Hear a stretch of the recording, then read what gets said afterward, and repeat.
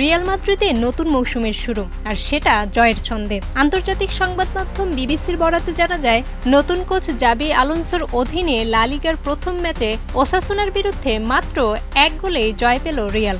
সেই একমাত্র গোলটি করেন ফরাসি সুপারস্টার কিলিয়ান এমবাপ্পে। পেনাল্টি থেকে গোল করে গোলরক্ষক সার্জিও হেরেরাকে ভ্রান্ত দিক দেখান। ম্যাচটি আরও বিশেষ হয়ে উঠেছে ইংল্যান্ডের অধিনায়ক ট্রেন্ট আলেকজান্ডার-আর্নল্ডের লা লিগা অভিষেকের জন্য। লিভারপুল থেকে এই গ্রীষ্মে যুক্ত হওয়া অধিনায়ক প্রথমবার বার্নাব্যুতে মাঠে নামেন এবং ৬৮ মিনিটের ডানি কারভাজালের কাছে বদলি হওয়া পর্যন্ত দাঁড়িয়ে প্রশংসা কুড়ান দর্শকদের থেকে।